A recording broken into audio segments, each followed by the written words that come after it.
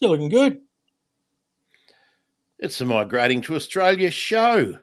I'm not going to call it podcast because we'll probably do more in this little presentation that's just streaming and fun for Live, unexpurgated. How are you, Grant? Good. I better do my corny. Migrating to Australia, the podcast with Australia's I don't know what to call you today, David. You're looking very dapper, actually. It's the black. It's the black is slimming, and I've had a shave the day before, so I'm not as hairy as I usually appear to be. I'm feeling good because it's Thursday and it's been a good week. Have you had a good week? Yeah, I've had a busy week. It's a bit of a stressful time at the moment because commitments sort of don't stop. You know, like you know that you run an office, you've got employees. Great team. Hi Jess, hope you're listening. Hi Chloe, hope you're listening. Francesca, you listening? I've tried for a long time to not have people relying on me, but as you know, and hopefully some listeners know, that I try and give work to people who really need it, and and skill people up so that they can then no longer rely on me and maybe get some more regular type of employment. Because in what I do, it's feast or famine, and during the lockdown, it's absolutely been famine, but I can't reduce my costs much further because that means show's end. You know, that's the only way to do it. Understood. So yeah, it's been.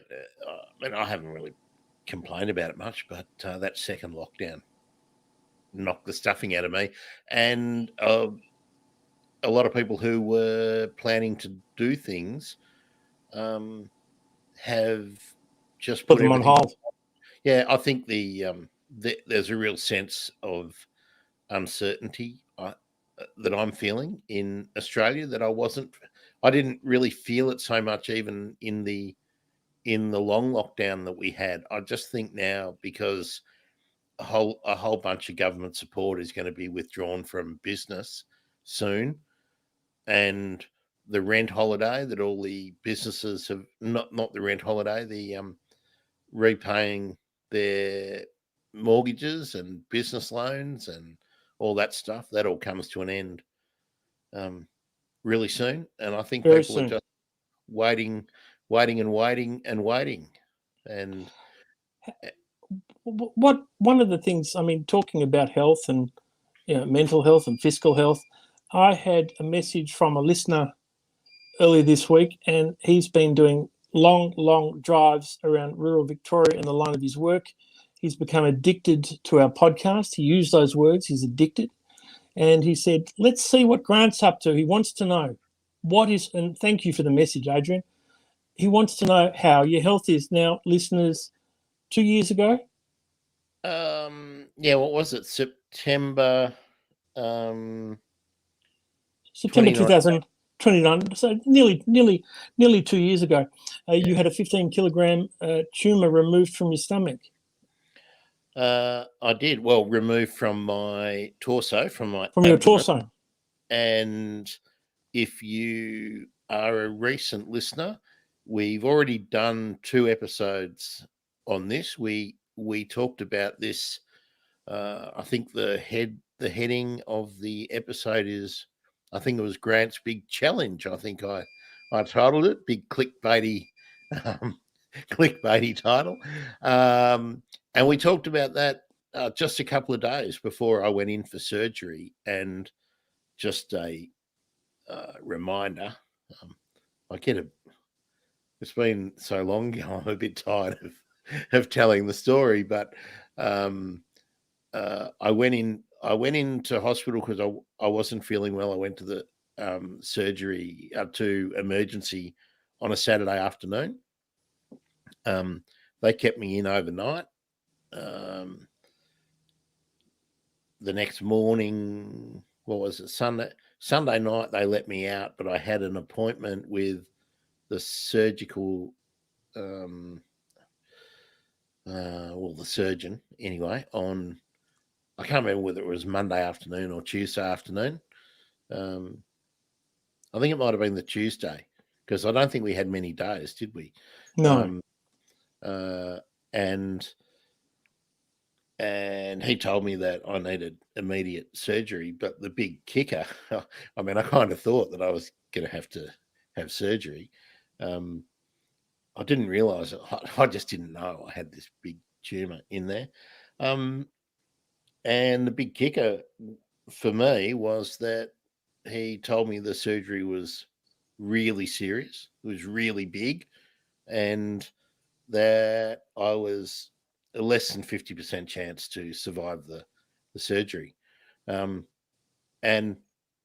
the surgery is on Friday, he told me. So that was, I think it was I'm pretty sure it was the Tuesday. And then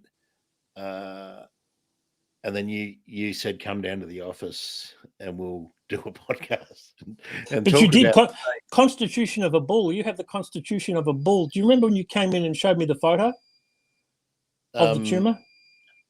And there was a doctor in the shared waiting room I have, and she overheard us talking. She wanted to have a look. Yeah, and to sort of fill in the story, one of the surgical team, it was such a big tumour, it was such a big operation that a lot of the surgeons in the hospital and in the network apparently were took an interest. Pretty interested. Someone took some photos in the while I was going under the knife, and if anyone is interested, I've said it before, you can have a look at my Instagram. I don't have the photo on my phone or anything. It was actually sent to my old phone, which crashed and died, and I couldn't get anything off it. And I'd only posted the picture to Instagram. So if you have a look at my Instagram, which is at Grant 1 million, and that's because it was a 1 in a million chance that all this stuff would happen, you can actually see the lump, and you can see a picture of me in the surgery. And it's not exaggeration, Grant, to call it a basketball, is it? It's not exaggeration at all. No, it was about the size of a soccer ball, basketball. And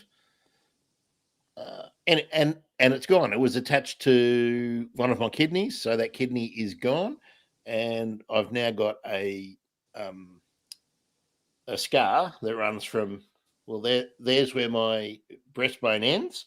And let's see if this is why it's good. This is why it's good no one's watching. Can I get this going? I mean, where does it run? How long is the scar? There you go. Can you see? No. The top of the scar is just top of the scar is there, and it runs right down. Runs down to just above the whizzer. So about 8 inches, 9 inches. It's a massive scar. I mean, they literally cut you open, didn't they? And it's more like 40 inches. I'm never good at numbers or math. That's why I became a lawyer. It goes from just below where my nipples are down to just above. Here Apple drops, cuts the podcast. So here we are, migrating to Australia. The thing. Tell people how much better your breathing is, how less reliant you are on nebulizers, and how your health improves as a consequence. I mean, it's interesting. Let's just think about it today. In my bag that I take with me every time I go out, with my spare mask and my sunscreen and all that stuff, and my puffers, I've got a preventer and I've got a reliever. I haven't. Think we're getting on to 2 weeks since I've even had to use one, which It's is fantastic. great. It's fantastic. So my health now is pretty good, and for Adrian's purposes, I was on monthly monitoring, like checkups, and then it went to 3 monthly for the scans. Now what I do is just a blood test, and that's monthly, and I converse with my GP every 3 months, and I'm actually have a blood test that I'll be doing on in 2 days, and then next week, in the middle of next week, I'll have a chat to my GP about those results, and if those results are the same as they have been for pretty much, I think it took about 2 months for my from the surgery. After 2 months, it was pretty normal, and if that stays normal, that's fine. I don't then have another scan until May.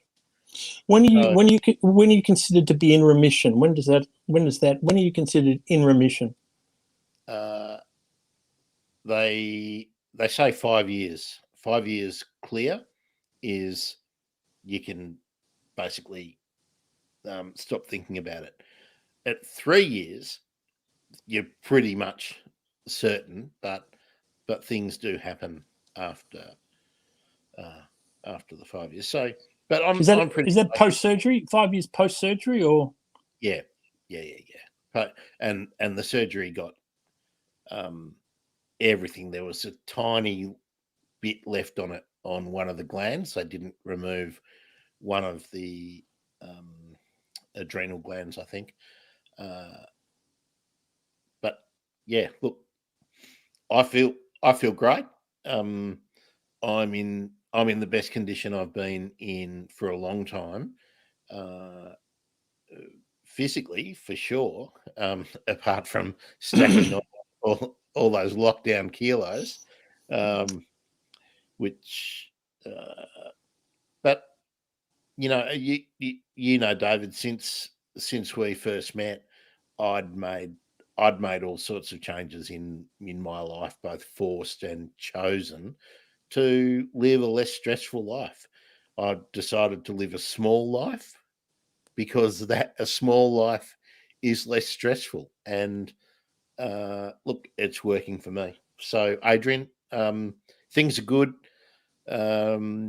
Sorry for everyone else that this is such an indulgent moment, but I don't give it a thought anymore. And look, as you know, David, I wasn't that. I'm pretty matter of fact. I just thought, well, I can't control what happens. If I wake up, well, that's great.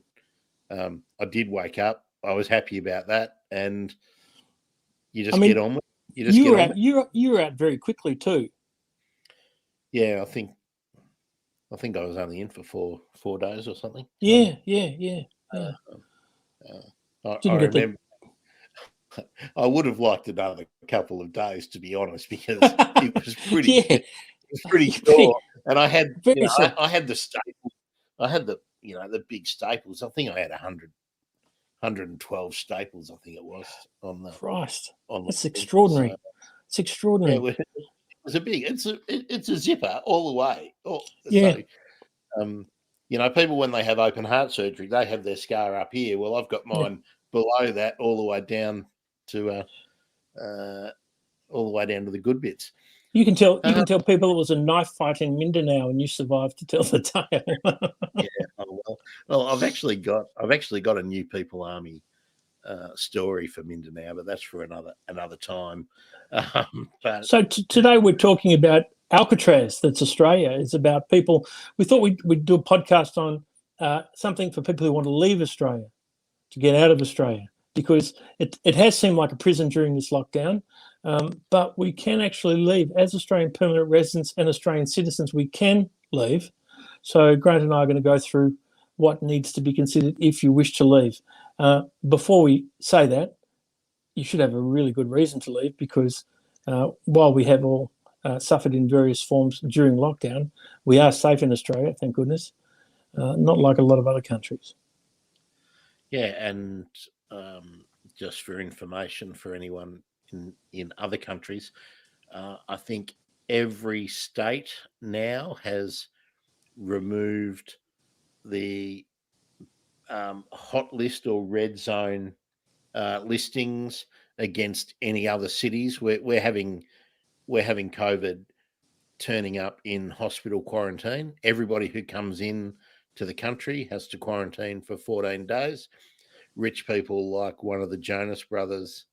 Did you like? I like what they called him. The Jonas brother is producing Nick Jonas's show. Mm-hmm. They're doing some show. Now he's the producer. I checked the show. There's a pile of producers. So he's like when you look at a show and there's a million executive producers. Yeah. One of the people that actually doesn't do anything. That often means they've just weighed in with some money very often. Yeah. Well, he got an exemption from hotel quarantine. He got to go to some luxury. Now, I'll probably upset people, but who are the Jonas Brothers? Are they musicians? Mate, they were Disney things, and then three of them were in the Jonas Brothers, and they did, cover versions of songs that were good before they wrecked them. Sorry, but, I mean, we can understand why certain actors and certain directors have been given an exemption from quarantine. The justification is the financial benefit they bring, creating movies, employment. I understand they're being allowed in. I don't understand for a second why they're being allowed to go and hang out in northern New South Wales. Just because they're staying at some villa, I don't trust them to. No, that's a valid point about trust. But they're supposed to be. Any of them not to go down the street to get a loaf of bread or a pint of milk, or to have someone else bring it to them, and then they put the other people in danger. I think everyone should be, if they want to do it in their mansion, there should be a couple of coppers standing there. Don't they have COVID plans where they have people with them? Private security that they private security. I mean, let's look at it in an optimistic sense and hope it's something that does work, because we certainly need the business and the activity coming back to Australia. And film production is very expensive, creates a lot of jobs for a lot of people locally. So I don't know if we'll see Nicole Kidman's film as she started it. I don't know, but or Tom Hanks is one as he started. I don't know. I wouldn't be so grumpy about it if the government had spent money on supporting creatives who didn't fly in from overseas, because they didn't do that. No, they certainly didn't do that. That they did not do. But that's enough. I'm getting grumpy again. Look, the thing about leaving, David, you can go through all the specific reasons, but the simple fact is, unless you are very, very wealthy, you won't get a flight anyway. So that's the other big issue. Correct. It's all well and good to be permitted to leave, but if that flight is cancelled and recancelled, you won't get out anyway. I mean, the head of Qantas has been out doing the publicity rounds today, saying October. We expect to be scheduling international flights again in October. Now, if Qantas aren't flying out of Australia, all you've got is Emirates are flying in. I saw a Garuda plane overhead early this morning. You're kidding? That was leaving, but it didn't have all of the insignia on it. It just had the tail done. I'm suspecting that was freight. Yeah, absolutely. That's a fair call. That makes sense. I mean, I'll tell you one thing, your eyes certainly haven't suffered. How could you make out the insignia? I'm blind Oh, as a bat. um, How where I low do live, they go? How low do oh, they go? uh, well, I can.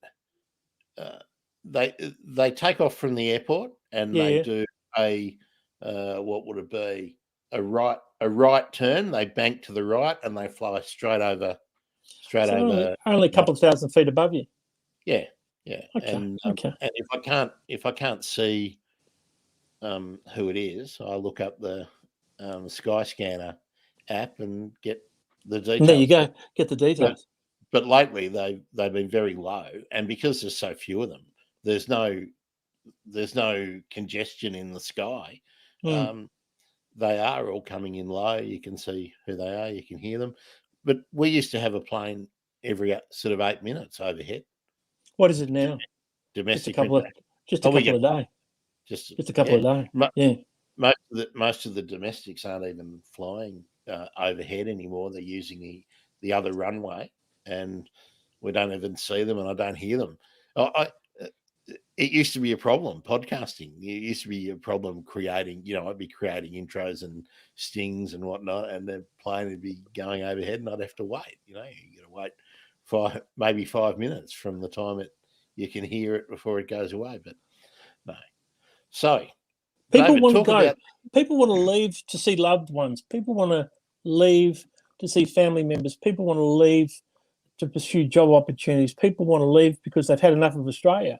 There's been a lot of local press and national press about people moving to the bush, moving north to Queensland. But the truth is, if you want to leave Australia, you can leave. You've got to have great reasons, and you've also got to be with ticket and flight that's not cancelled. Permanent residents and citizens, they have to apply online, and they've got to show good reasons why. A good reason might be your loved one you've been separated from a year. You want to go and see that person, be with that person. You've got to go for more than 3 months. You've got to have compelling, compassionate circumstances, compelling, compassionate reasons. I'll give you an example. You meet the love of your life in Italy, France, Thailand. You spend time with them.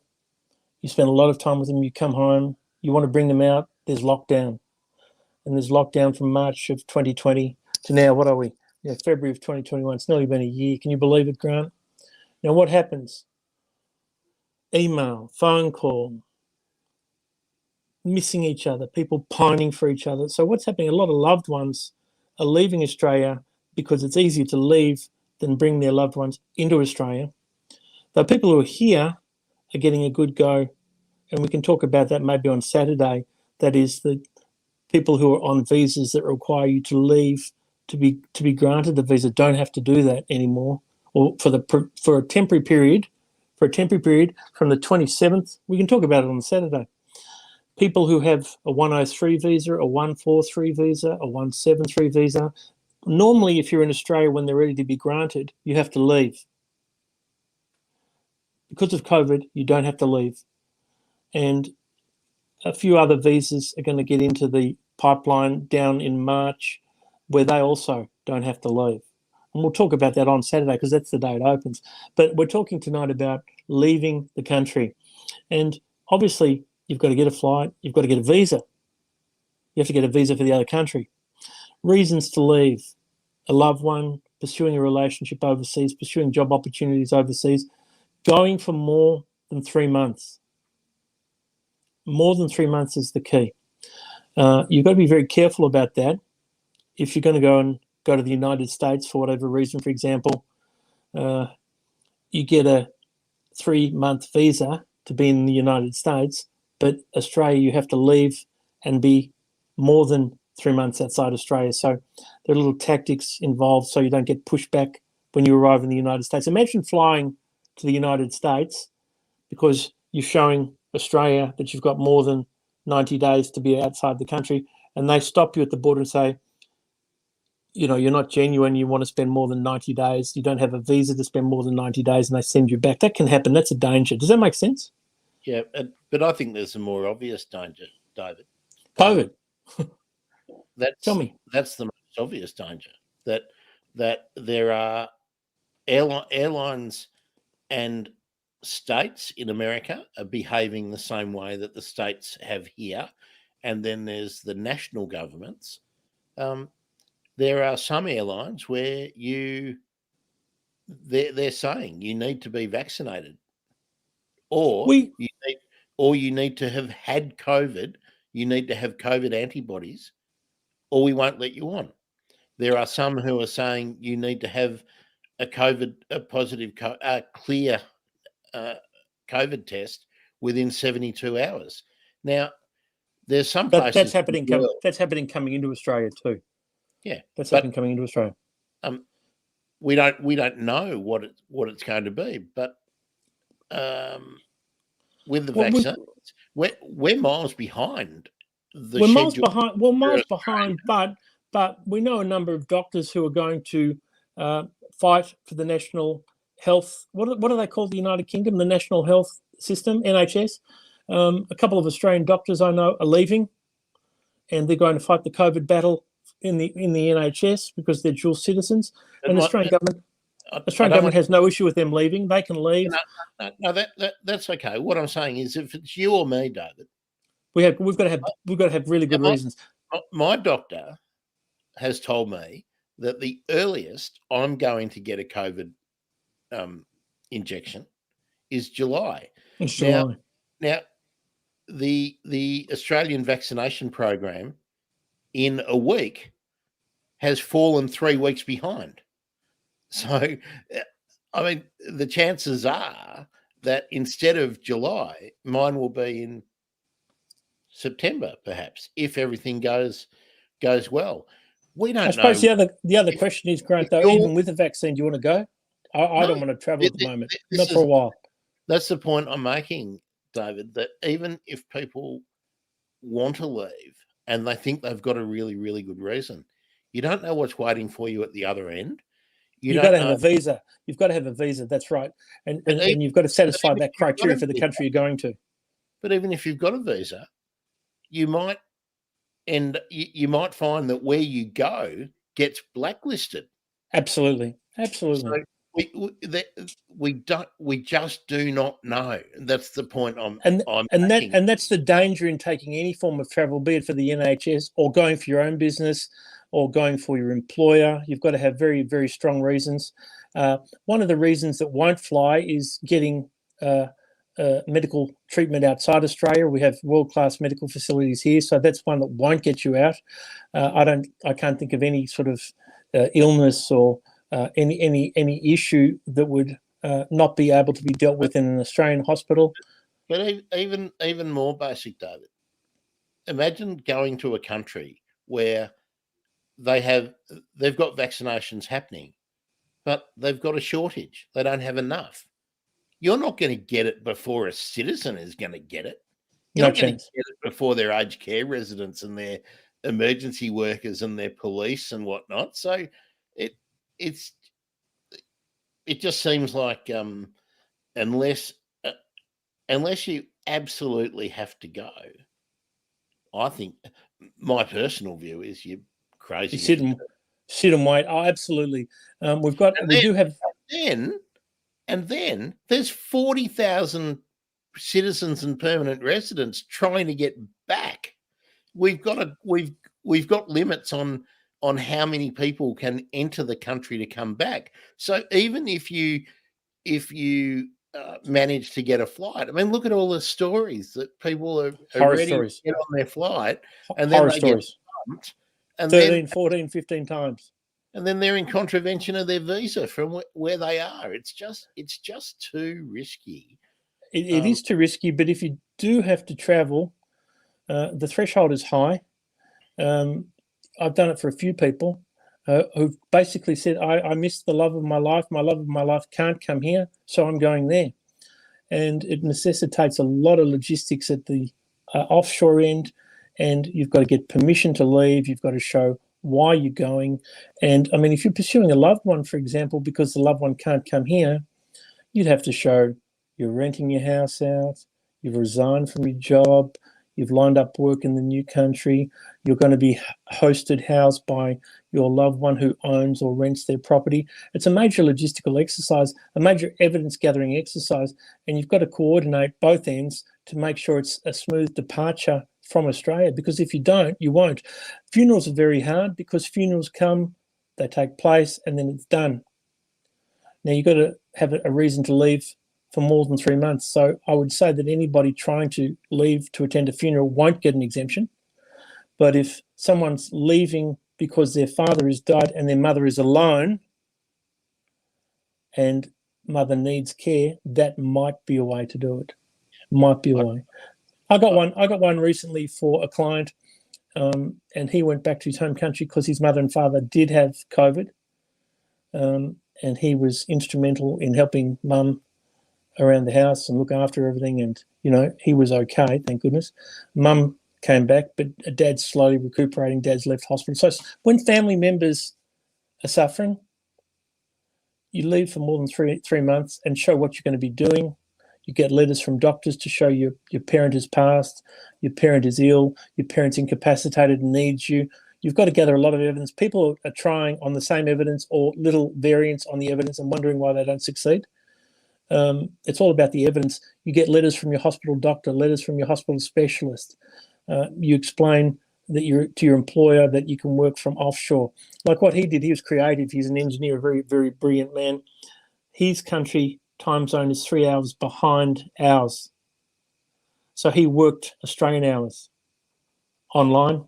And that was another thing we used to show that he's still got his employment. He's got a sympathetic employer. So you've got to organise everything from point of departure and from the point of arrival. And people can't just say, I want to go to a funeral, or dad's died and I've got to look after mum. You've got to show how mum needs to be looked after, why she needs to be looked after, how there are no brothers and sisters in the neighbourhood who can look after her, and you in Australia are the only person, and it will be at least 4 or 5 months before you can set up a hierarchy of care for her and return safely yourself. And then returning is not guaranteed. And you've got to do your 2 weeks of quarantine at $3,000. And depending on where you're going, some countries you have to quarantine for 14 days on the way in. So you could be looking at $3,000 quarantine fee on the way out, $3,000 on the way in, and depending on, people are saying they're still paying $2,000, $3,000 for airfares that used to be $600, $700, $800. So you could be looking at taking a $10,000 gamble. Still not being able to actually get a flight to come back. And then you're looking at contravention of your visa. What else they've done, Grant? Do you know what else they've done? They make you swear a Commonwealth statutory declaration. And if you're not truthful on your reasons for leaving, attending to business, family affairs, financial affairs in the home territory, and when you're coming back, if you don't disclose everything and support the statutory declaration with evidence, you've got a lot of questions to answer and possible charges to face if you come home early. It's a big deal, which is why I'm saying I can understand why people want to go, but the thing that I always bear in mind is that you don't know what is happening on the other end. There are so many Australians stuck in India, stuck in Europe, in the UK. There are so many stuck in South America. They just can't get back. Now, they're homeless. A lot of these effectively, people they are. A lot of them are not only just effectively homeless, they are homeless. I heard an interview with a couple the other day who'd been working in the UK health system. Their lease is finished. They're out of money. Their contract finished. If someone doesn't let them sleep on the couch and feed them, they're out on the street. They are homeless, and they're in contravention of their visa status because their jobs are over, and they were booked to come home, but they were bumped. The flights were so. Look, I don't know, and and here we are, David. First world privilege, We're here 100%, Grant. whinging We're about safe. this. We're locked down, It's and that's why we'll also do a podcast on coming to Australia, what you need to come to Australia. But there are exemptions. Government officials can travel willy-nilly.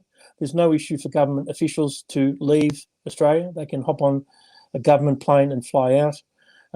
If you're working in offshore facilities in Australian waters, you can also leave. Kiwis, they can leave tomorrow. We love Kiwis, so we don't want any Kiwis. We want Kiwis to stay safe and stay in Australia because they're great people. We've got the bubble arrangement with the Kiwis, but that's been cancelled. They can leave any time, though. They can leave, and people who are not normally resident in Australia, internationals, can go if they have a flight. They can get a flight. They can get a flight tomorrow. They can leave.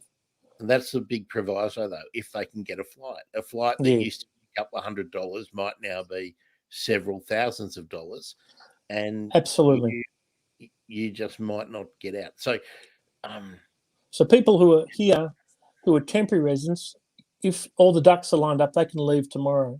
All the ducks have to be lined up. People who are listening who are permanent resident or citizens, it's not easy at all. It's not easy at all. And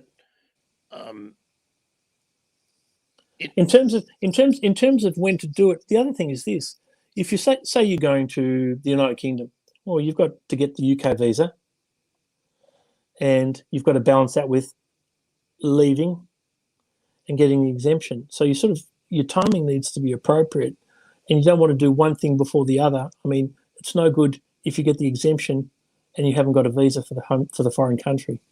So it requires a lot of planning and a lot of thought, and a lot of people are getting rejected because they haven't given it thought, or they don't give evidence. One of the biggest criticisms people who assess the application state is there's insufficient evidence. Yeah, I did hear some people complaining about this the other day, Dave, and they were saying so much red tape.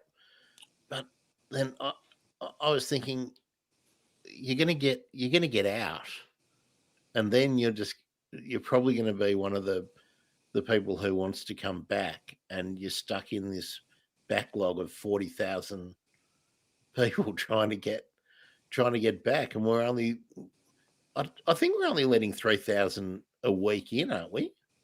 Not too sure on the numbers, but they are a movable feast. They go up, they go down, and so by the time this podcast's out and about, we it could be totally different. But the story is, it will remain difficult to leave Australia until we're all vaccinated and the borders are down. It'll be very difficult if we're Australian.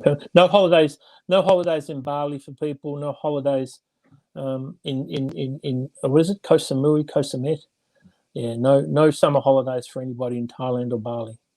I mean, I take my pointers from the people whose livelihood and their businesses rely on the travel, and I think if the head of Qantas is saying international flights in October, I reckon he's on the money. I don't think. I don't think he would have come out in public if he didn't know that.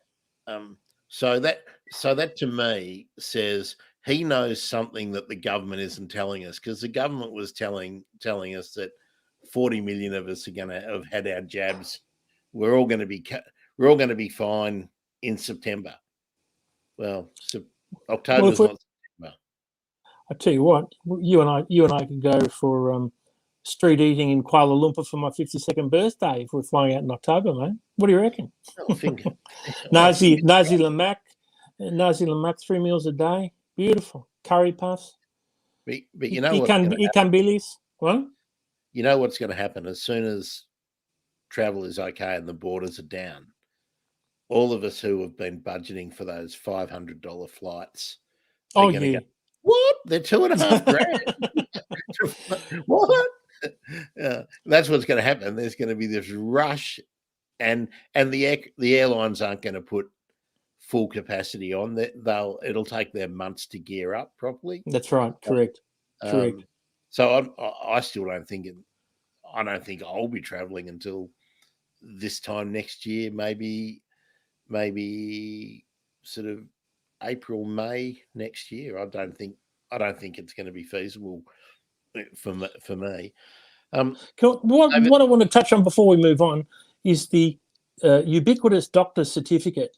Now, don't get your doctor to write, Grant needs to see his granny in Tucson, Arizona, because she's sick. I mean, that's your standard, ridiculous, useless doctor certificate. Actually, get a report. Get a report not just from your end, but from grandma's end, because doctor certificates aren't worth the paper they're printed on most of the time.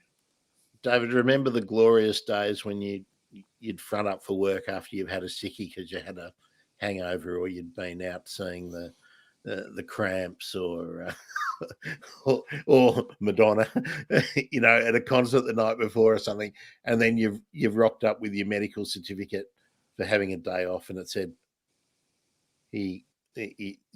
Grant is suffering from a medical condition, and your employer used to go, "Oh, okay."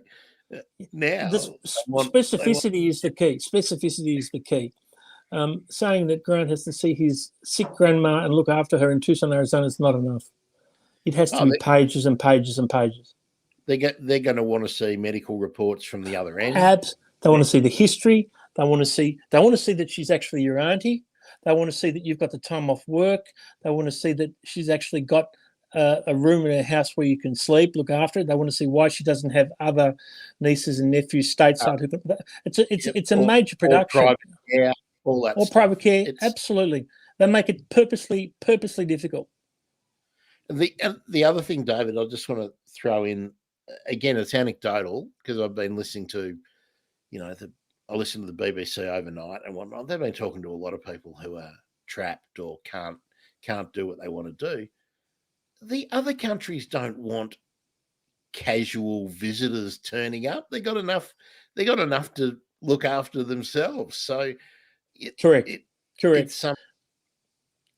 If there are any Australian permanent residents, Australian citizens listening, and they want to know more, reach out because we're here to help. And it is not Alcatraz, though it sometimes feels like it's Alcatraz. Now, only one person ever escaped from Alcatraz. That was Clint Eastwood. Yeah, and look again, it's white people privilege, mate. It is. There are. Look, one of my friends I was speaking to in the Philippines today, the whole family's had COVID. Right, they've recovered. They got hit by the typhoon 3 months ago, and there was a second one as well. Just started to rebuild their lives. Oh, and father had a really serious illness, and the medical costs, because they don't have the healthcare system we do.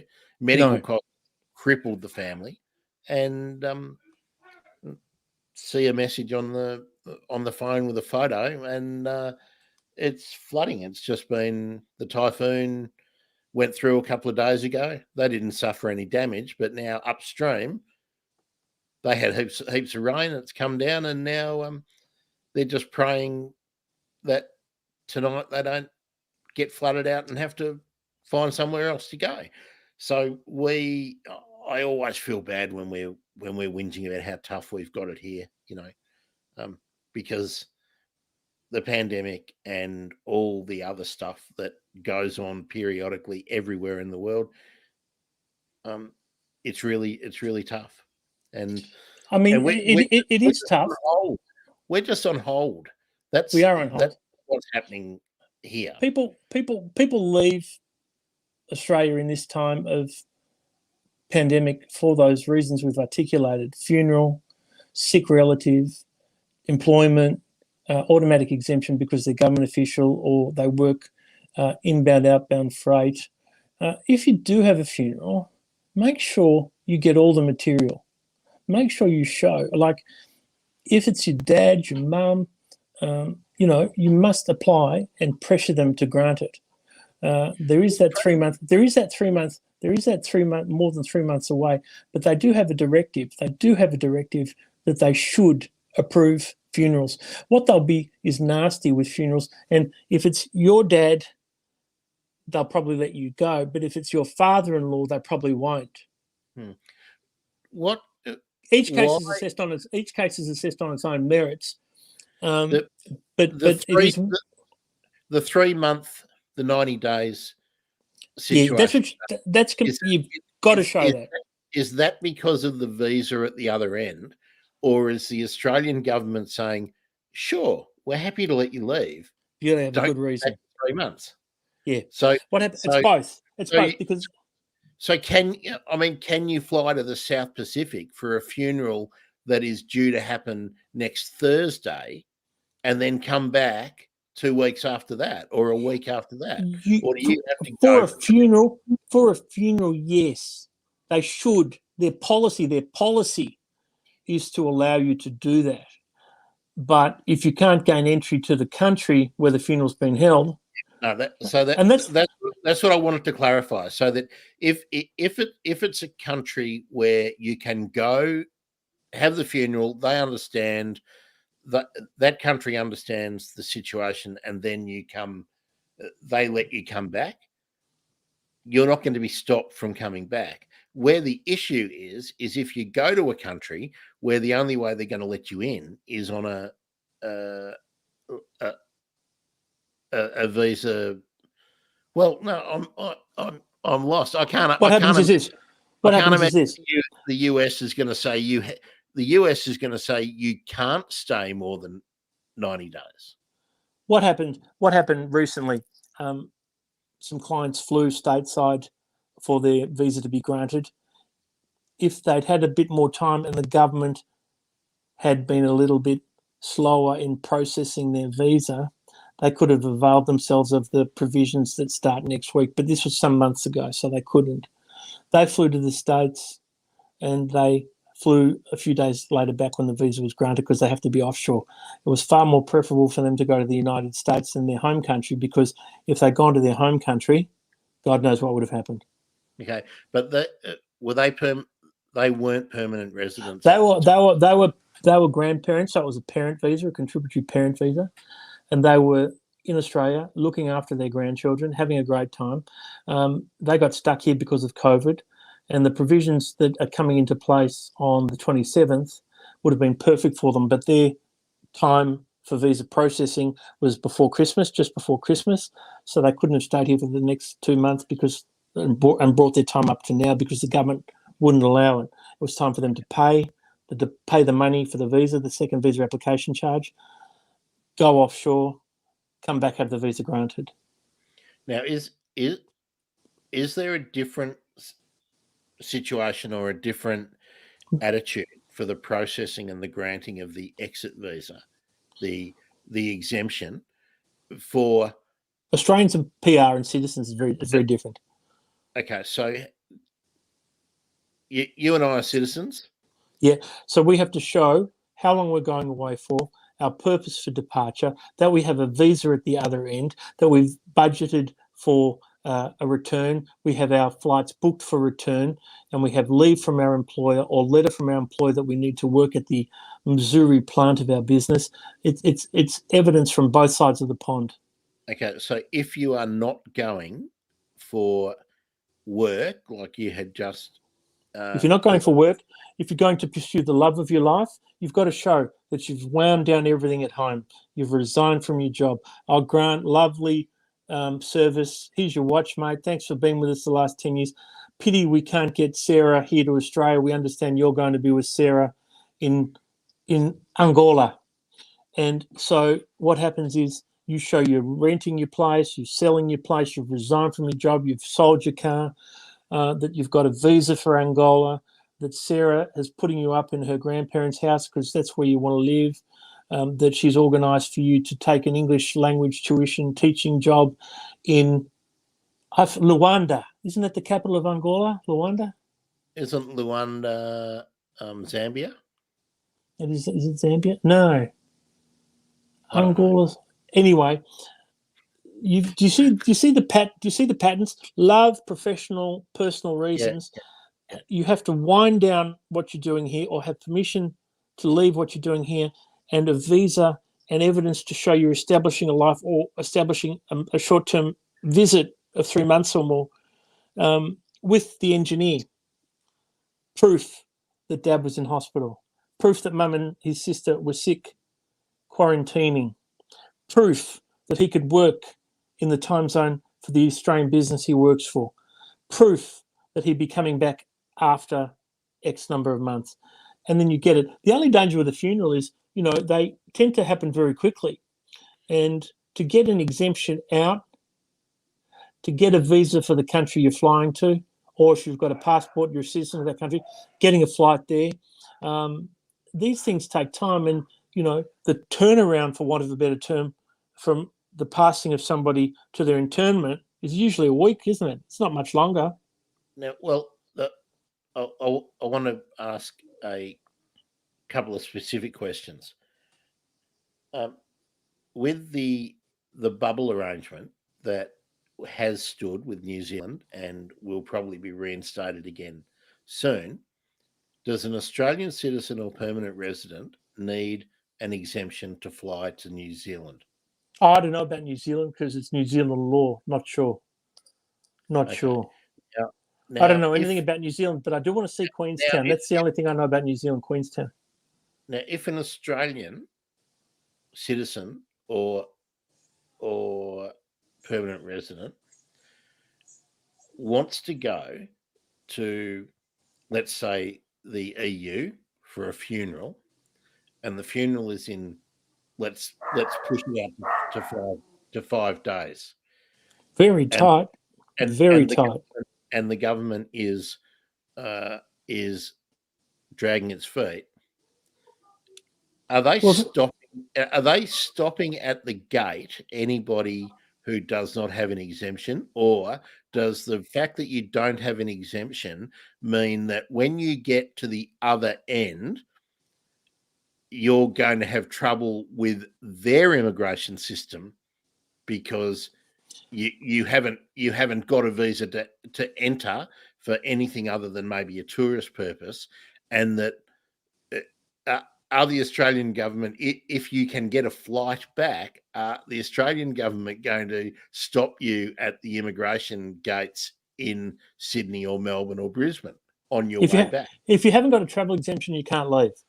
Okay, so they won't let you out. They will not let you out. So you've got to have a travel exemption. You've got to have a visa for the other country. They want to see that you've got a lawful right to enter that country. But if you do not have, as a permanent resident or citizen, as you're leaving, you're showing your passport at the gate, and then they're going to want your either ticket, your exemption on your phone, or a letter, a stamped official letter to show somewhere before you can get into the departure lounge. Is that? You won't if you don't have proof. I mean, this could all be moot in 4 months, or what is it, October? So 8 months. But the story is, if you try and leave now without an exemption, they'll stop you. You're not allowed to leave. Yeah. So I'm just trying to work out what the process is. Who stops you? Is it Australian Border Force? But before you get to Border Force, you go to the ticket desk. Are they going to want to see your exemption before they even let you go to the? You apply for both at the same time, and when you get your ticket, you show your ticket, or if you get your ticket, you apply for exemption. You apply for them at the same time or within a day or so of each other. An exemption shouldn't take too long to process. When we do them, they take 2-3 days tops, and we do it when they've got a ticket as well. Okay. It's not going to happen if you haven't got the exemption. Okay. Now, you've given the example of a couple of clients you've helped who have got the exemption. Have you had any that have been knocked back for reasons that you think are a bit unfair? When I explain who can go and who will struggle to go, people are pretty good. We haven't had any knockback yet. We've had people decide not to go, when we've laid out what you need to leave and how you're at risk coming back. And basically, we make sure any traveller we assist who's a permanent resident or a citizen who wishes to leave is fully armed.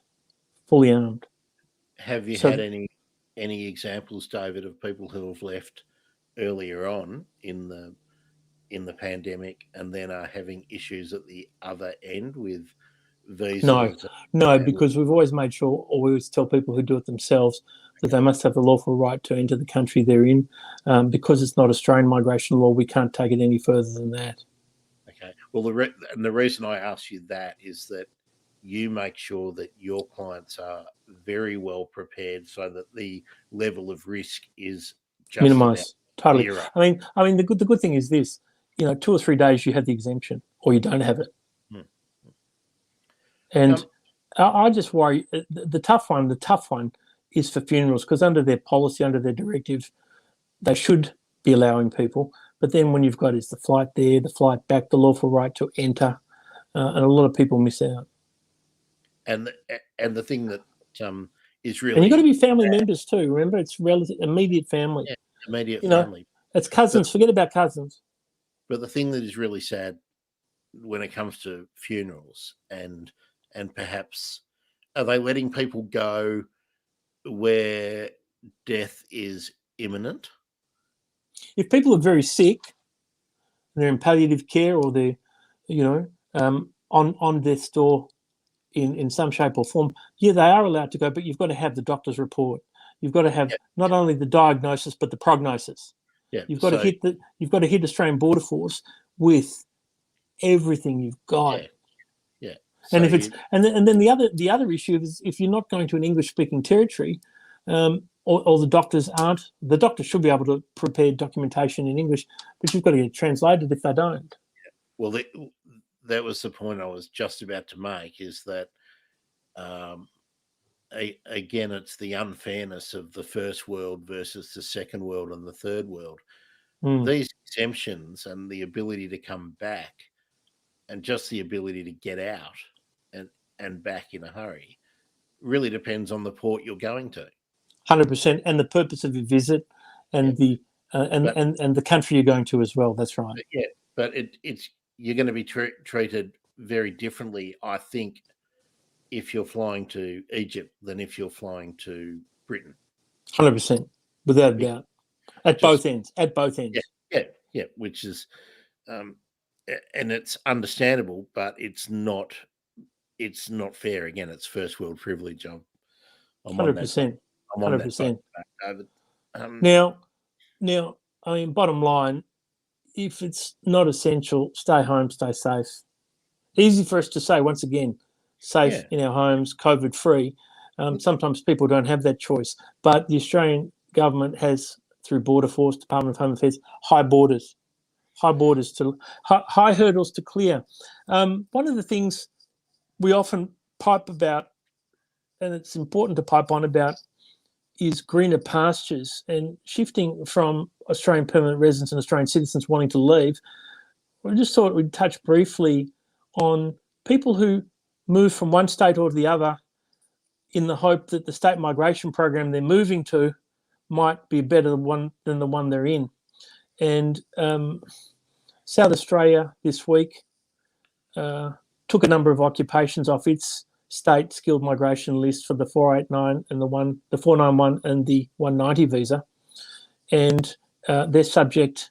This is a change on the list 3 weeks after it was introduced, or 2 weeks. It came out on the 8th, and due to high interest in particular occupations, they've been removed pending whether or not they'll be sustained on the lists. So it goes back to what you and I have always said for years. The grass isn't necessarily greener in another state or another territory. When you make a move to Australia and you choose a state to reside in or a territory to reside in, if a state or a territory around the country offers a more attractive process, a migration system that may seem easier to use to get permanent residency, think very carefully about it. Think very carefully. You'd never... I mean, migration happens, and it's governed by this federal law and this state law, and they interplay. Federal law gives us the 189 visa, and that's the holy grail for skilled migration, independent migration. They're increasingly tough to get these days, increasingly tough. And we've touched in episodes on state migration, territory migration, the 491 visa, which is a provisional visa, and the 190, which is state-sponsored or territory-sponsored permanent residency. State and territory-sponsored permanent residency is a very fast and effective way to go if you're a medical professional, a high-skilled IT engineer or social worker in the reconstructing of Australia post-COVID. Getting 189 visas these days is very, very tough. If you leave and move to a territory that's not yours, you've got to start again effectively. But there are provisions, Grant. I don't know how many people would have moved to South Australia on the news of February 8, but you've got to work in South Australia. You've got to have proven that you're linked to South Australia, to use South Australia as an example, because February 8, the list was released. February 24, some key revisions were made, and whether those occupations come back remains to be seen. Now, I'm going to stop you there, David, because you mentioned earlier that we're going to talk about South Australia and probably Tasmania on the weekend. Absolutely. We'll go into greater detail. So in the next week or so, we will have a more detailed look at the skilled migration, the state-nominated programs, and give you the best information as we can. We've already had a look at them, and we didn't go on with those episodes because there was a lot of stuff up in the air. We probably approached it a bit too early, which is clear. But it's good because we were looking at those lists, and now those lists are different. So they are different, and also, I mean, whether they come back in a different form or shorter, longer remains to be seen. Most likely shorter. So it's buyer beware with state migration. Federal law generally changes every July 1 with new migration year. The lists change generally. This is talking purely skilled migration. Yeah. The states are not governed by that. They don't have a new migration year. Yes, they are involved with their allocation for 491s and 190s. They're involved with the migration year, but they chop and change, as is evidenced with South Australia, who got their final list out on February 8. It's revised and subject to redo 2 weeks after it was introduced. Yeah. Well, let's not take up any more time on that. We'll do that on the weekend. We will do a dedicated podcast for that. Now, I'm in a moment going to outro the podcast, but we're going to keep the stream going because we're going to have some fun. This is your fun, not mine. Because we need some fun. I think you'll have a bit of fun here, and I was kind of hoping we might get some people asking us some questions, but you got to remember, Grant. No one listens to us live, but everyone watches us on repeat. Well, there are some people watching us live now, David, which is why I'm about to do this. So this is so that I know where to do the edit point in the actual podcast. David, Migrating to Australia podcast. We've done it again. Where can people contact you, David? The fastest way to reach out, is direct message on Twitter, and my Twitter handle is @David Bongiorno, all one word, DAVID, Bongiorno, BONGIORNO. That is by far the fastest way. For example, if you're listening to this live and sent me a direct message on Twitter now, I'd probably respond straight after the podcast. Which is going to be a little while yet. Haven't we put people through enough? Right. And what I'm going to say, David, is a big statement. We're just about to unveil the Migrating to Australia podcast.com 2.0. It's just about back with a bit of a redesign. So by the time this podcast goes out, I think we'll have some new content on there. So the best way to get hold of me, if you would like to talk about anything to do with Migrating to Australia podcast is through the comments on migratingtoaustraliapodcast.com. Of course, you can find me on Twitter as well, but that's not the preferred way. Now, Grant, did I tell you earlier in the week I was just... Hold on. Oh, and I've got some good news. I'll forget. Is this Migrating to Australia podcast information? Yeah, I'll forget because... Right. And I want our listeners to help. I was just having a little vanity surf to see how we go in various places. And we poll, and I can't find the poll anymore, but we poll as the number 3 migration podcast in the country. Now, what I'm terrified about finding out is how that was ascertained and how it was determined, and also maybe the source is not as wonderful a source as we want. But this was a poll where various podcasts done by people such as us were ranked according to Google, Apple, and anyone can help us find that again and let us know whether it's a reputable source. Grant, I'll point you in the direction of it. I wonder if we're 3rd out of 10 on the equivalent of a gold sterling standard or a... just forgive us, listeners, while we scratch our own backs. But, David, you know that there are stats, damn lies, and statistics. Well, that's why I haven't named... When I talk to you about numbers... I glaze over. Our downloads are audited by the IAB standard, which I think it's only 2 companies who host podcasts get audited. Now, if I can switch the unaudited stats on, and when I switch to the unaudited stats, we're about 2.5 times more popular. Now, there you go. Yeah. I'd just like to say, David, bearing what I've just said in mind, that we look at real numbers. 20,000 downloads can't be wrong. That's not bad. That's not bad. Yeah. That's not bad. We're very niche, and it's not bad. And we've only done 51. 51 podcasts in coming up to 3 years. So I would be surprised that we're number 3. I think we would be number 1 or 2. I think the other people who are claiming more have probably got unaudited stats, rubbish downloads. Rubbish downloads. Because someone starting the player for 2 seconds, that's nothing. That's rubbish. So anyway, David, that has been Migrating to Australia podcast. We are about to go into our little fun session where I want to talk about slang, Aussie slang. And it's just sprang to mind the other day because someone asked me what a lot of these words are. Now, we've often talked about a great phrase or term that people use in Australia, a drongo.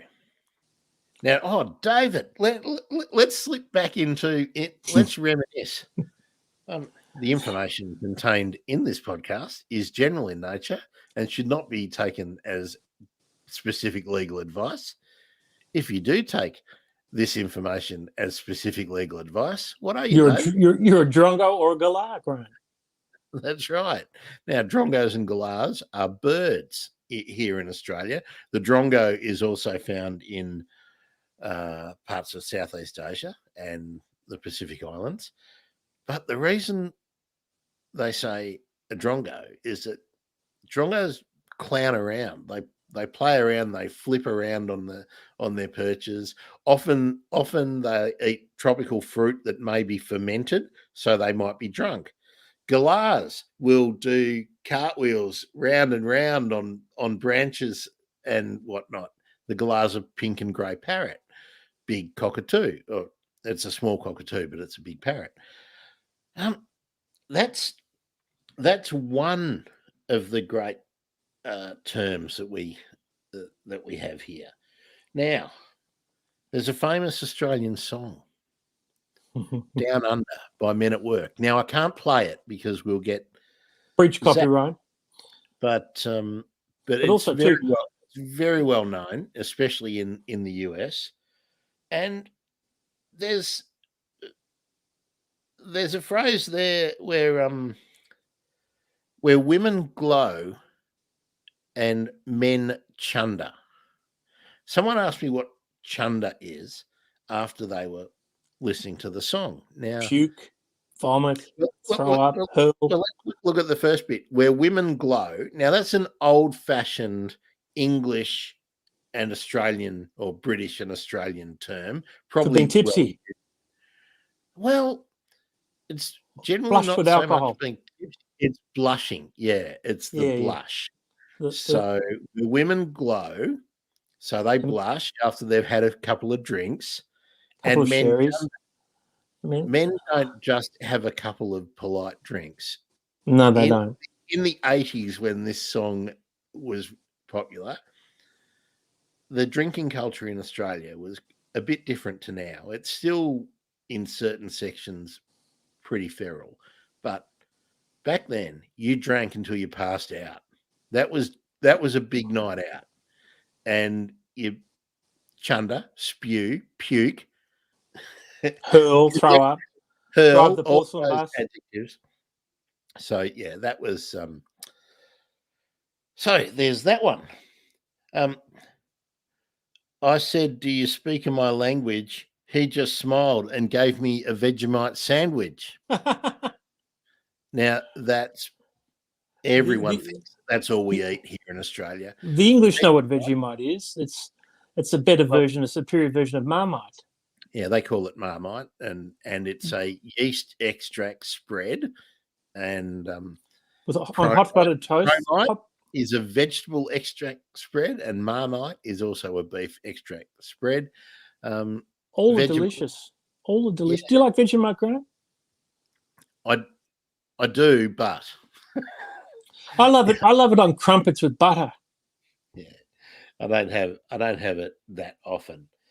One more bit in this song, David, was with a slack jaw. Now, that's not only Australian, but our way of speaking, a lot of other English speakers think that we have the slack jaw. Same as in America when they talk about, they have the deep south and the yokels. They're slack-jawed yokel. Well, Aussies, the Brits think we are slack-jawed. And we don't articulate. We don't enunciate our vowels properly. Now, I think yeah, they're the only ones I wanted to talk about in that song. But David, beauty. Ripper. Okay. Sweet mate. Richie Didge. Bottler. No wuckers. Yeah, no wuckers. Yeah, nah. That's another one. Yeah, nah.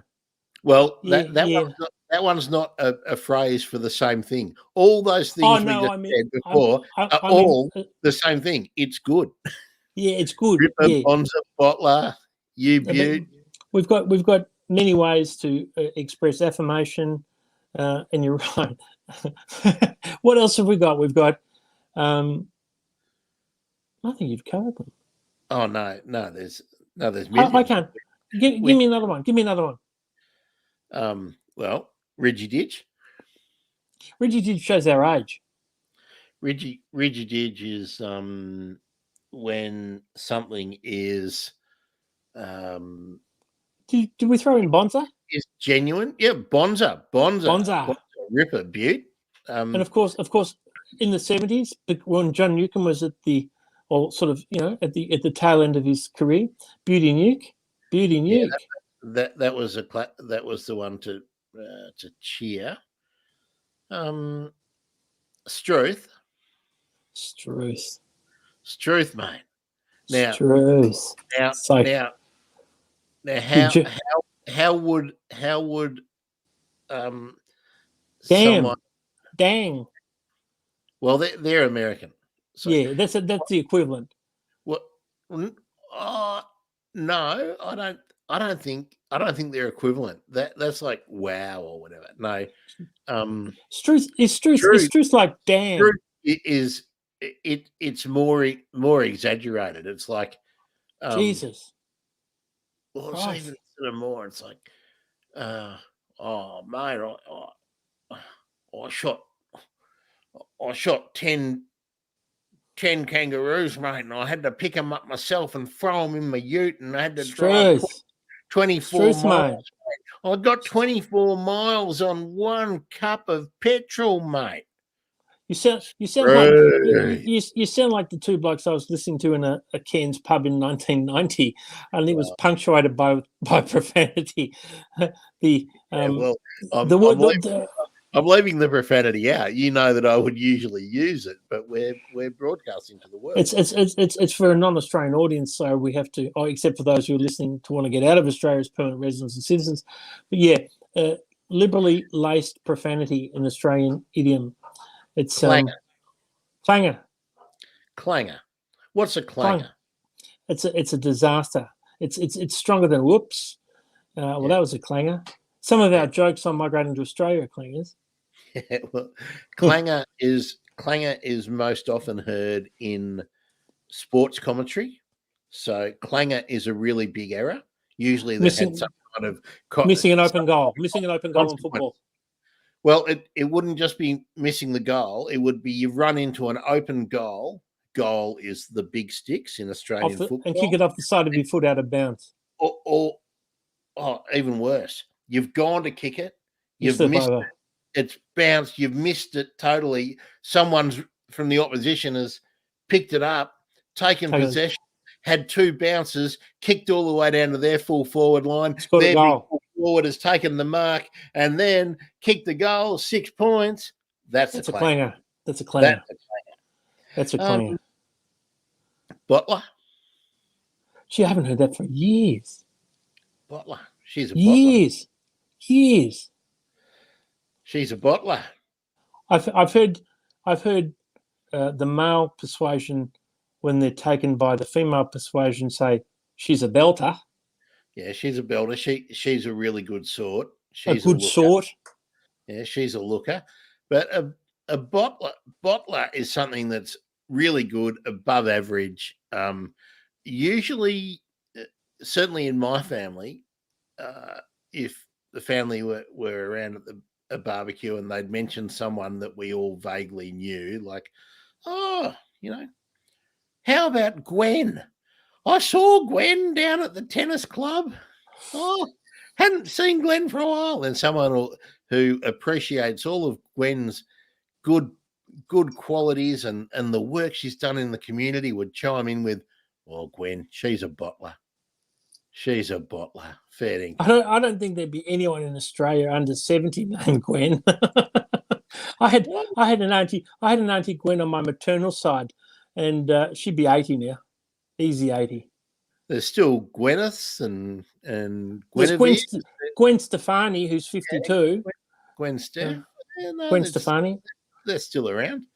They're generally in well-to-do families, mate, or Welsh Australians, or Welsh, English, or rural landed gentry kind of. That's when we have guys named Rupert. Yeah. You're driving this one, baby. We're running out. No. Well, we are kind of running out, but there's so many that are just rude. But yeah, we can't do those. Amanda corny. Eunice said hello. Amanda Eunice True just blue. said hello. Amanda Eunice just said hello, mate. Do you remember Amanda, the highly talented engineer? She just hello, Amanda. Liked us on LinkedIn. Amanda, how are you? Amanda and 3 others like the post. How are you, Amanda? I hope Amanda was one of the stars of our engineering episode. I hope Amanda has taken the engineering direction and getting the success that she was chasing. Sadly, we worked out that engineering in Australia we're not going to be the way to go. But well, it's a bit hard at the moment. But I mean, I think Amanda, we should have you on for an update. Tell us what's Amanda, happening. if you're listening, and also Adrian, if you're listening, since I did that big update for you, I would like to know what Australian slang term that you either are mystified about or you really like. And the other thing I wanted to ask people too, David, is in terms of pop culture and from around the world, because we're obviously not watching late night TV and the cable networks in other parts of the world. Do you have a favourite Australian TV show? Like, is Skippy on in other parts of the world? Neighbours, Home and Away, Waterloo Station. Remember Waterloo Station with Jerry Sund? Was Waterloo Station the one about a police station in the country or in Sydney? Suburban Sydney. In suburban Sydney. It's kind of like E Street, only that's it. And Jerry Sund was like Bruce Samazan. Yeah, but I think Waterloo Station was on Channel 9, I think, from memory. Do you want me to hum the tune? Dun, dun, dun, dun. Do you know what should be on syndication around the world because it's excellent TV, and that is Matlock Police and Division 4. Matlock Police and Division 4. They were exceptional TV. Homicide. Homicide, exceptional TV. It's funny though, we say exceptional TV being our age. I actually saw an episode of Homicide not very long ago, David, and it has not aged well. And Division 4 was, I mean, what about Division 4? It was like dun, dun, dun, dun, dun, dun, dun. Fantastic intro. Black and white with dun, the dun, dun, dun, dun. Remember? Oh, Divvy Van. There we are. David, there's some good Australian slang that featured in those shows. The Divvy Van. And do you remember in the 80s? You're going home in the back of a Divvy Van. That's right. That's right. And the Divvy Van was, of course, the divisional The paddy wagon. Yeah, the divisional van that could be locked up. You could be locked in with the cage in the back, attached to the local suburban police station. That was the Divvy Van. And you're going home in the back of the Divvy Van really applied to when the young fellas had been out enjoying their too much beer. Their Fosters in the 80s, their Fosters or their Swan lager. Or VB. No, not in the 80s. They were drinking Fosters. No, it was a VB in the 70s. Tooth, Reshes, KB, all these terrible beers that no longer exist. Thank God. 4X before they had 4X Gold. And what did they call it 4X in Queensland? Because in Queensland they can't spell shit. That was awful beer. That was one of those jokes. Of course, Alan Bond took over the world before he sank every company in Australia with his Swan beer. But yeah, you would drink all that horrible beer. You'd get pissed. You'd chunder. And we had some awful terms that you just don't use today.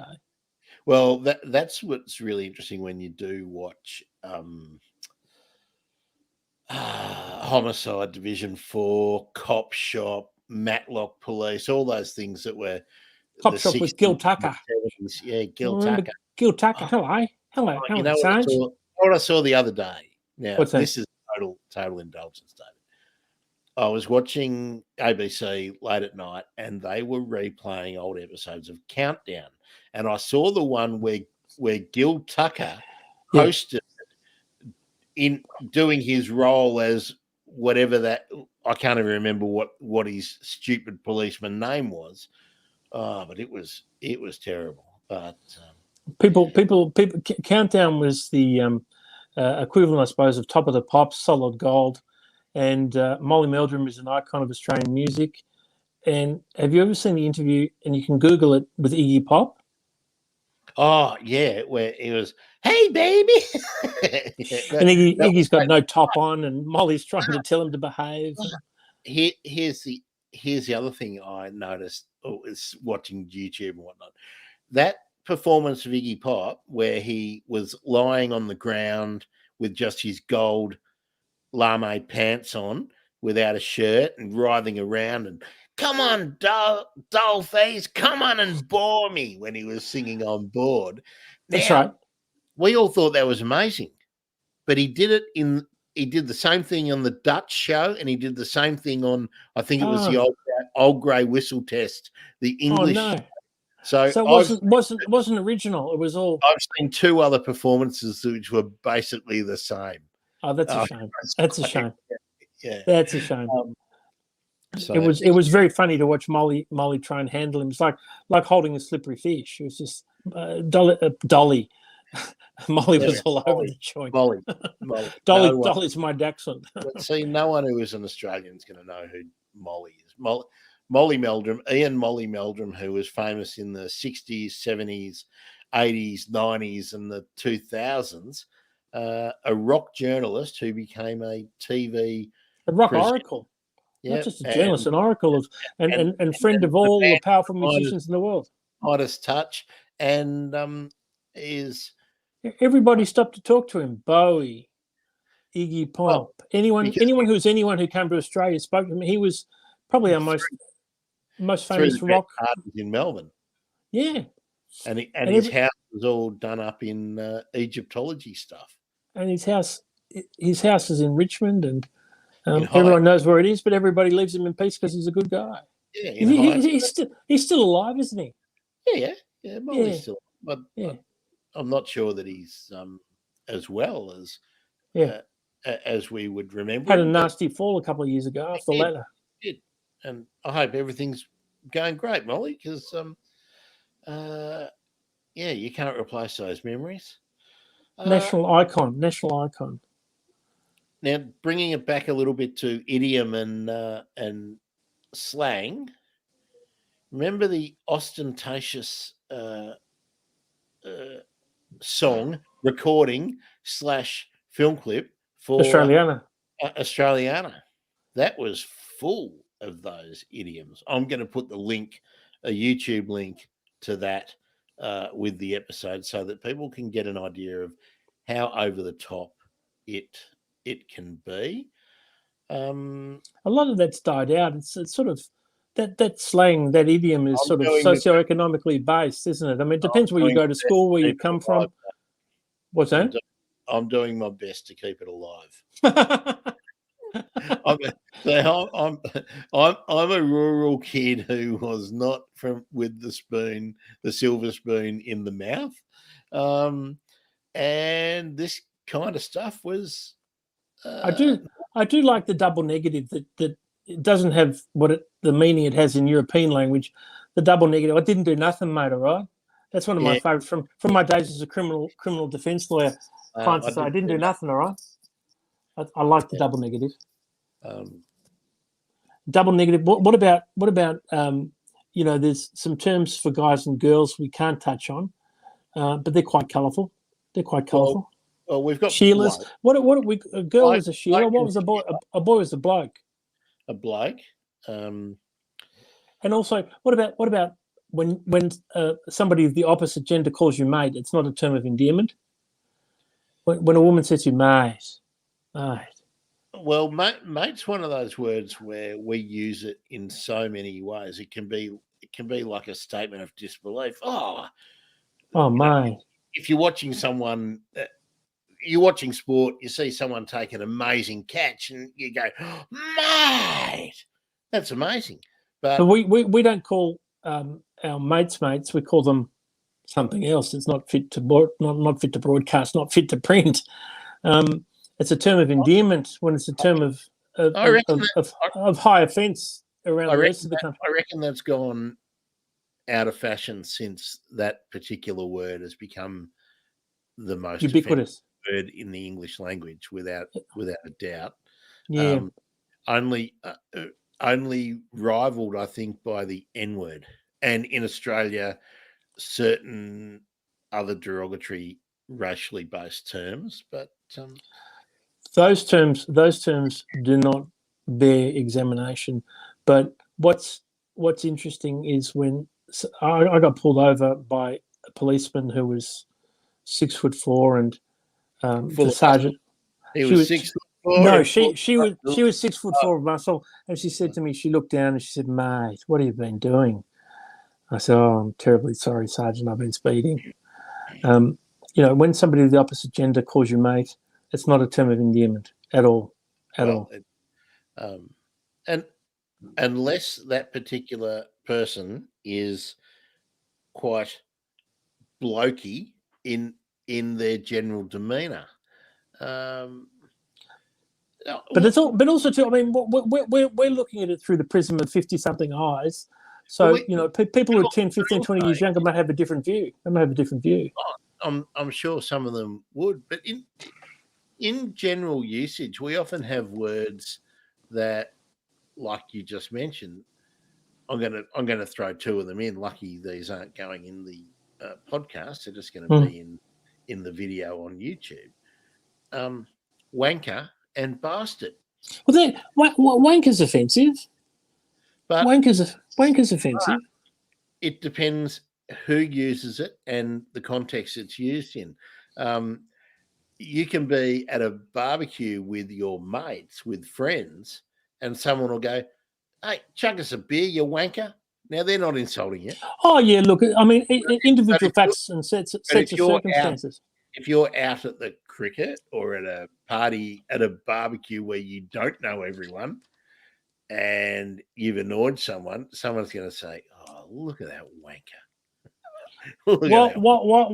While Grant and I are touching on all of these, they're for educative purposes and should not be used unless you're confident of the context, in which you're using them. And that's kind of why I wanted to talk about this, going way off the beam a bit. Sometimes because we're very casual in Australia compared to some other English-speaking cultures, or other cultures where they speak English as a second or maybe a third language, but they're all very proficient, we're far more casual with the way we throw around terms that might be offensive. Absolutely.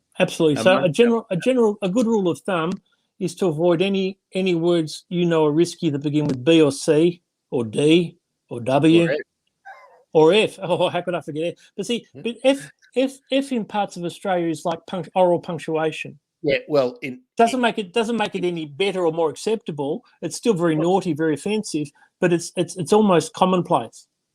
Well, the F word, and this is probably is not to be used in polite company. Well, but probably because of streaming services and whatnot now, where it used to be in, a movie would get an X rating or an R rating if it had the F word in it. Now the F word's in M movies that we're watching at 8:30 at night on Netflix too. That's it. Yeah. I mean, yeah. It's almost lost its effect here in, and I suspect it's the same in the UK in general usage, not everywhere, and certainly in the US. B, C, and D words have not lost their potency, their naughtiness, so they're not to be used because. When you're saying the D word, are you saying dickhead? Yeah. Yeah, I would say if I'm speaking to Australians and it's not in an employment kind of or professional setting, but if you're talking to your friends, your mates, the D word is an acceptable word in those settings. It's not if I come to your place for Christmas lunch and your dad and your aunt and uncle and whatnot are there, but if you and I go out for dinner with 5 friends that are quite well known to each other, that word will be thrown around by lots of people and no one will be offended. I take that. I accept that. That's a good point. So I think we should reduce it to no A, no B, and no C words, and then we're safe. That's a good guide, a good rule of thumb. Although I still think the A word is becoming a general usage word. It's not a nice one, though, is it? It's not a nice one. I mean, it's not meant to be. Dennis Leary sang a song about it, if people are wondering what the A word is. But see, it's in general usage, but its meaning has not been tempered by overuse. If someone flings that word at you or about someone, you know that it's derogatory and that that person is the subject of the term is to be brought down a peg or two. Yeah, so A words avoid at all costs. B words avoid at all costs because they're also offensive. Yeah, B words are dangerous. B words are dangerous. Anything those profanities that begin with B, not good. Haram, bad. Yeah. And C is forget about. C words are awful. D.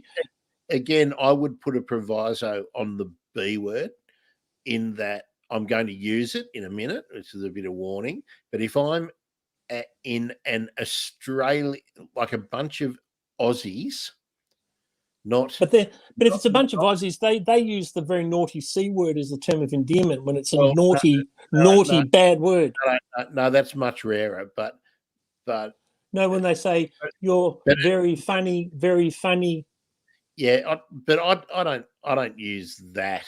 But you hear it, and it's naughty, it's bad. You hear it in the street a lot. But that's why I don't say that's in general usage. If I use that, it's the worst word I can use, right? And I'm meaning it to use to say that. But if it's quite common among social groups of friends for someone to say, "How are you, old bastard?" That's us. That's older. I don't hear younger people saying that. They use American slang now. That's it. That's right. So a lot of the things that I hear young people say, back in my day, I get really offended, and I get really offended when I hear the casual usage of racial epithets in songs, in music and whatnot. Inexcusable, highly offensive. But see, it's not inexcusable. I listen to a lot of Indigenous artists. Now, they throw the words around, but they can say it in their cultural context. They say it the same way we say "you old bastard" to each other, right? It's acceptable in that context, right? But it's not acceptable to put it in a statement supporting an application for a visa. Right? Of course. I suppose I can use the W word because I am a W. So I've got a surname that ends in a vowel. But you wouldn't say, and I wouldn't say, "How are you, you old wanker?"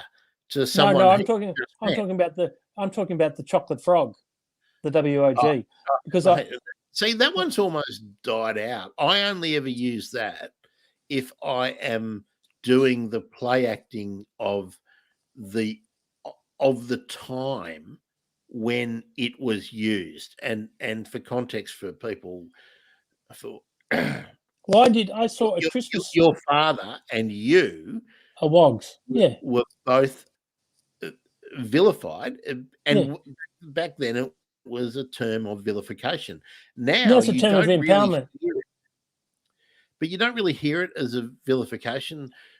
People more often, if they're going to use a racial term for vilification, they're actually going to talk about your religion or actually the country you come from. That sort of general smear of everyone with an olive complexion Mm, has mm. disappeared. Now someone is going So to... when you come to Australia, avoid these topics at all costs. Avoid Yeah. these subjects at all costs. But also, I would say, I know you're a lot more cautious than I am, but I think I'm more rooted in the ochre culture. I think because that's, you know, where I grew up. This is what was being said and whatnot. I think that if you do come from a different culture, and especially a different language group, and that English is your second or third language, do not assume that some of the words that you will hear are actually aimed at offending you. They might be and it's a real distinction here. It happened in the cricket season here, With a sledging, where players heard comments in the crowd and were offended.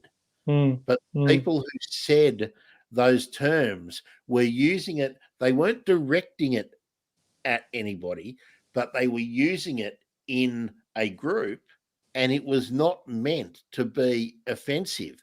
They would, if they wanted to offend the subject on the field, the person on the field, they would have said something much, much more offensive. But that's the way language differs between cultures and geographically and in time periods. Language changes, and you have to be mindful where you go, what you say, but you also have to be mindful where you are, how you hear things. You can't take your own culture to somewhere else and expect everyone to accommodate your culture. And that does and that goes two ways, whether you are Australian going to somewhere else, or whether you're from somewhere else and coming here. Australia is not, the Australian population in general is not going to be sensitive to your cultural needs if they don't know about them.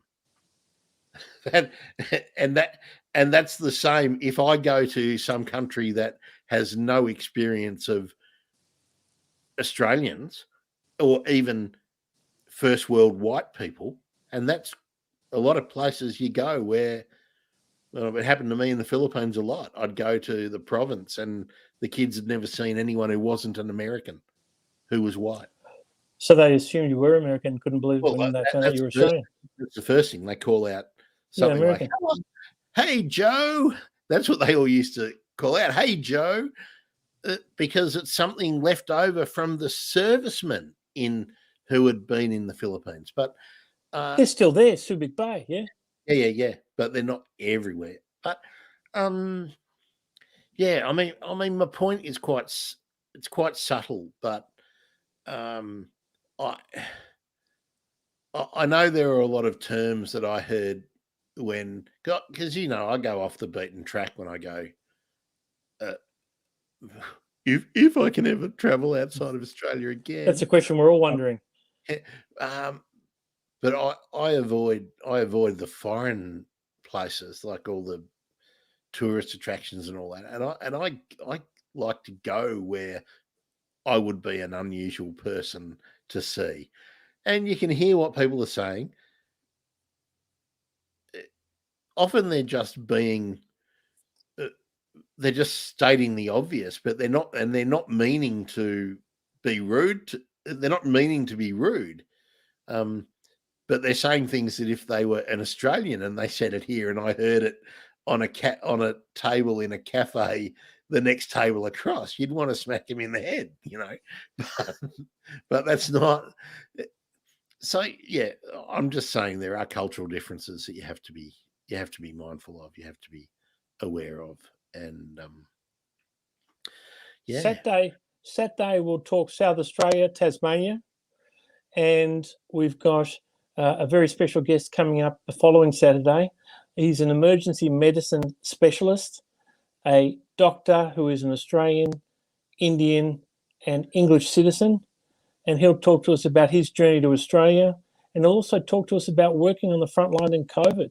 and how serious it is, and how people should still be very cautious about how they observe hand hygiene, social distancing, because it's not over. And he's a great man, Grant. You'll have, he's got answers to questions that you wouldn't even think about. He's got 7 degrees in addition to his medicine. He's a physio. He's got degrees and qualifications and frontline work experience coming out of his ears. And he's joining us next. It's not this Saturday, but Saturday week. Talk about his journey and also COVID, but also how much he loves cricket. And who does he root for? Who does he root for when Australia play India? That's a question you'll have to ask him. You don't root. You barrack. You cheer. Is American is root American? Yeah. It is. There you go. It is. Who do you root for now? And root's an offensive term to my ears, except if it's used in the joking around kind of way, which it often is. Root is barrack. Is barrack a better word? Yes, barrack, cheer, support. When are we having our singer, David? She's coming a week later, and she is was involved heavily in student politics when she came to Australia. She is a real estate person. She is a mum, and she is a nightclub singer. And when she sings, wow, she's fantastic. So we've got some interesting guests coming up. But Saturday of this week, South Australia and Tasmania in depth, the deep dive. We touched on them today. We touched on a few things today, Grant. And actually, I've got to clarify. On Saturday, we'll be recording that. Correct. But in the meantime, after this drops, this little quickie drops, and I'll probably chop it into 3 or 4 bits. I might put in the bonus stream. That's a good idea. The bits where we're not talking hard edge immigration. We have our interview with Rohini from the Australian Immigration Museum. That will drop in the feed after this episode, but very, very soon. And Rohini was good enough to join us on a very windy coastal plain. Where was she? At the National Golf Club down at at Cape Shank, but not playing golf. No, so that's what's coming up. I would also like to say I'm putting out to the audience that there's a few things that I'm trying to not crowdfund, but crowdsource. So my Twitter is Work the Cloud Oz. Now, you'll often see me popping into David's feed and back and forth, but I will be putting out the notices on Twitter and on our Facebook, and it'll probably pop up in our YouTube and whatnot as well. So if you have any electronic gear that you are not using in your cupboard, an old tablet, a laptop, pretty much any kind of gadget, even if you got an iPhone 5 or something, or a 6 hanging around in your cupboard or in a drawer of your desk. I know people who at this stage can really use them, and I'm not talking about using them to play games. This actually helps them do gainful employment in places where it's really needed. So we want to explain to the listeners how you're going to get it up to the Philippines, and so they know what it's about. Okay, well, it's difficult to be sure how things are going to get to the Philippines at the moment, but often it would be packing a parcel for someone and paying them with excess baggage to take it out, and paying any duty that might need to be paid on the way. There is still some sea mail and whatnot, but it takes a long time to get there. But the situation with all that, it's still possible to send things. It takes time, but that could change. As we know that there's still trade happening. There is still freight happening, and that's how these things would happen. So it's a very, very good cause. Very, very good cause.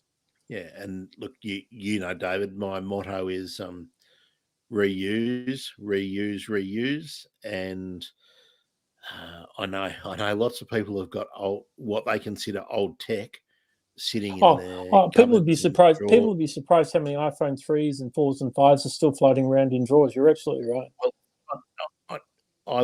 I would say there's a couple of provisos. If someone has computer, I don't want desktops and stuff like that. They're just too bulky to send. But if your laptop can't run Windows 98 or 2000, well then it's for part. They're the kind of things that got to be stripped down for parts and melted down and recycled. But for reuse, things where I can get Windows 2000 onto them, they're fine. We're really looking at iPhone 6, 5, and 6, or that kind of generation to be able to use the software that is needed, the apps and whatnot. A lot of the older ones, you just can't update them, and then they can't they can't cross-platform with potential employers and what. So again, for people to understand, it's for people who have the skills to work as virtual assistants and whatnot, but they don't have the gadgets.